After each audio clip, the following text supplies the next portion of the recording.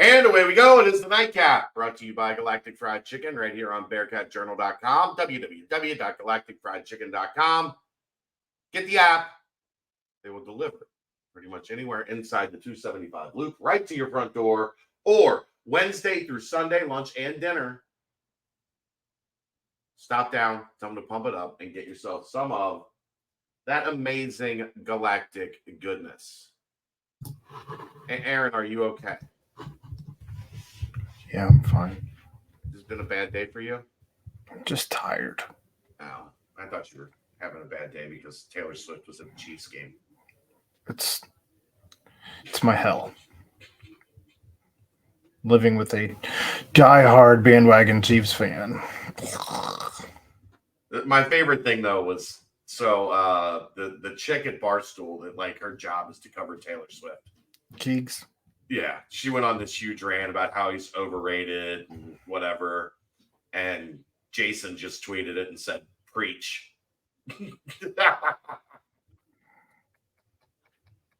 I saw that. I named my kid after the right one. I think I'm going to mute Taylor Swift to keep all of the Taylor Swift and Chiefs stuff out of my timeline. I'm so over you're gonna have to mute Travis. You're gonna have to mute Taylor. So be it. You might have to mute Jason, which I don't think I'd ever mute Jason. He's too funny. Overall of it. That's the one hashtag Bearcat in the NFL I will not be tweeting about any longer. What if she shows up for like in a Bearcats jersey somewhere? I hope she doesn't. I could not care less. I'm sure it would be great for. Clearly care a lot. I'm sure it could be great for the university, but God, I'm over all of it. You also care a lot. Can we talk about the Big 12? Which topical. Even the show. Even the Big 12 has gotten in on it, by the way, where they're tweeting out. Everybody's in on it. It's so gross. God, she's the biggest name in the world. So anybody that can get a piece of the action is going to jump in and try to get a piece of the action. It's just how it works. Not a lot of big news in the Big 12 this week, but definitely some interesting results. Let's get started. Number 3, Texas. We'll go in order of ranking initially, but right now there's only 2 ranked Big 12 teams, and they're Texas and Oklahoma, and they're not going to be here next year. So, Texas 38-6 over Baylor. Texas looks like, if not the best team in the country, one of the absolute elite teams in the country. Baylor is 1-3. That was their first Big 12 game. They kicked the field goal on the first. They kicked the field goal on the second. Feel their pain. I feel it.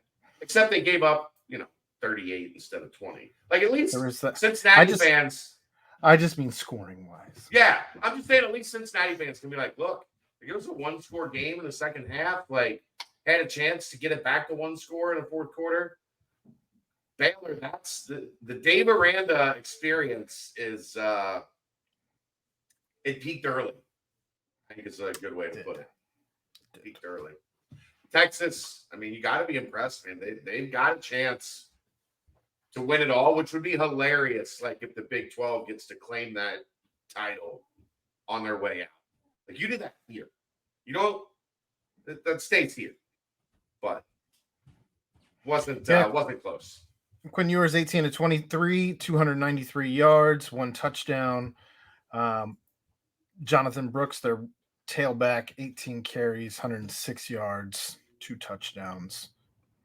They had a good day. Sorry, yawn. I was bored by Baylor as well.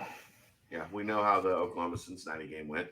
TCU convincing 34-17 win over SMU. It's 14-10 at halftime. TCU kind of took control of the third quarter and finished it out. I don't think you can take a ton away from this one. We know SMU's not terrible. They played Oklahoma pretty tough, but good for TCU to kind of start to find its direction here, because if they lose that game at home, you're 2-2. Like it's looking like a bad rebound season for a team that went to the playoff. Yeah, I mean, they had already lost, everybody remembers, to Primetime and Colorado at Yeah. home, and to lose another one at home would have been real bad. So good on them for getting the win at home against SMU. And sorry, not 2-1 in the Big 12, 2-1 at home. That's my bad. It's vanilla pudding though to me. Yeah, it's nothing to write home about. This one was interesting. Kansas 38-27 over BYU. Obviously relevant to Cincinnati with BYU coming up on Friday. BYU up 17-14 at the half, but 24 points in the second half for Kansas. At least gives you a little bit of hope about the BYU defense maybe not being as great, but man, that Kansas offense is so tough to defend and so fun to watch. Probably not fun to play against. Their offense didn't do all that much, truthfully. Jalen Daniels, 14 and 19, 130 yards, 3 touchdowns. Not an issue finding the end zone there.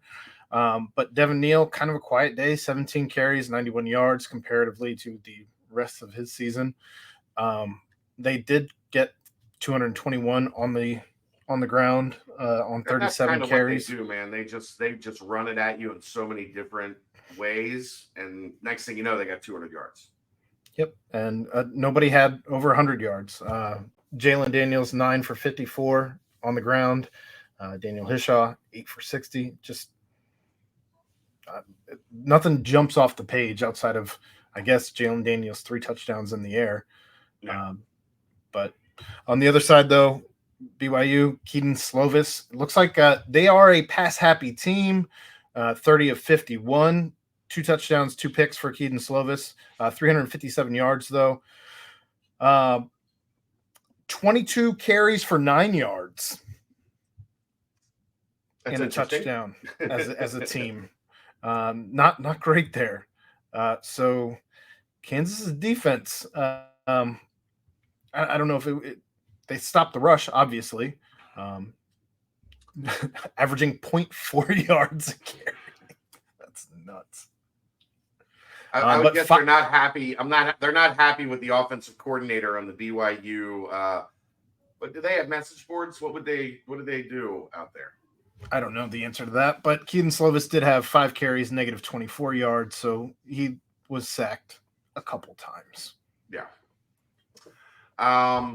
This one's interesting. Neil Brown looking like, West Virginia's maybe better than expected, and they are 3-1 on the season, 1-0 in the Big 12 as they take down Texas Tech 20-13. Texas Tech falls to 1-3.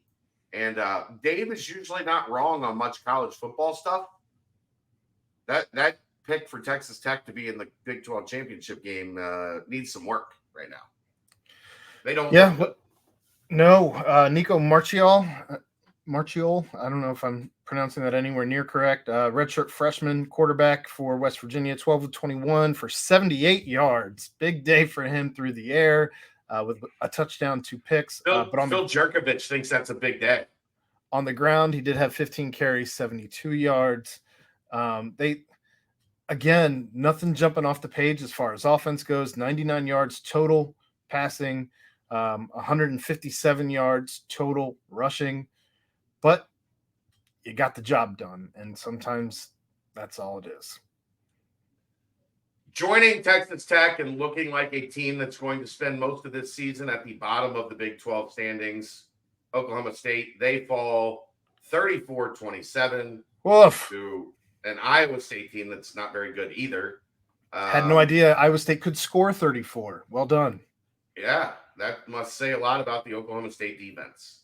Well, Oklahoma State only had 1 quarterback this week, so that's an improvement, I suppose. Did they take the other 2 out back and shoot them? I don't know I doubt that he took his son out back to shoot him. But he's a man. He's 40. His son's a boy still in college.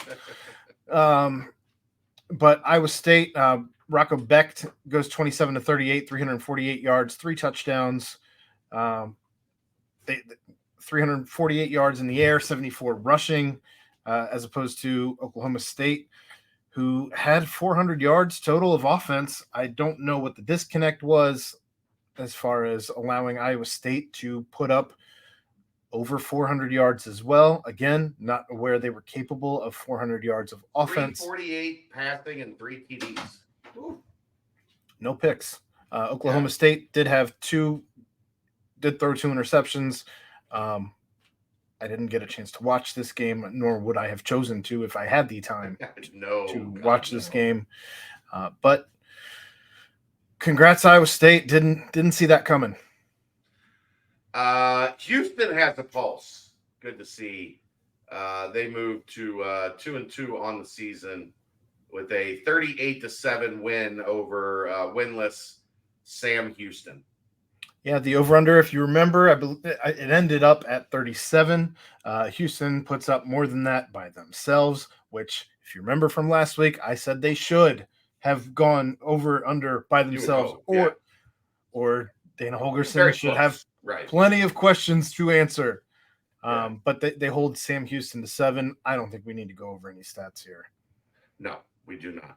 Finally, I had this one penciled as my most intriguing game of the day, and I didn't see any of it, but it looks like we got a good one as Kansas State 44-31 over the Orlando Institute of Technology. Yeah, Will Howard 27-42, 255, and a pick, no touchdowns. He did have 2, however, on the ground, 7 for 64 on the day on the ground for Will Howard. DJ Giddens, 30 carries, 207 yards, and 4 touchdowns. That's pretty good. That is pretty good. So they end up with over 500 yards of offense as opposed to UCF. Timmy McClain gets the start with John Rice Plumlee out, 14 of 24, 264 yards, 3 touchdowns, and a pick. They didn't really have a ton going on the ground. 34 carries, 143 yards, and a touchdown as a team. Just both teams moving to 3-1. Kansas State doing, I guess, what I expect them to do. I don't know. I think you're going to see this probably throughout most of the season, where you see a lot of the new teams still trying to find their way in the new conference. So I guess I'm in without your projected starter at the beginning of the season in this one. And the farther you get into the season, the more that's going to show up, the depth problems. Yep. We'll touch on that a lot tomorrow night on the BDP. Satterfield mentioned it in his presser. So, all right. I don't have anything else really, do you? Unless you want to talk some more Taylor Swift and the Kansas City Chiefs, or I guess that's it. We'll see you tomorrow. That's the nightcap. Brought to you by Galactic Fried Chicken, right here on BearcatJournal.com. See ya!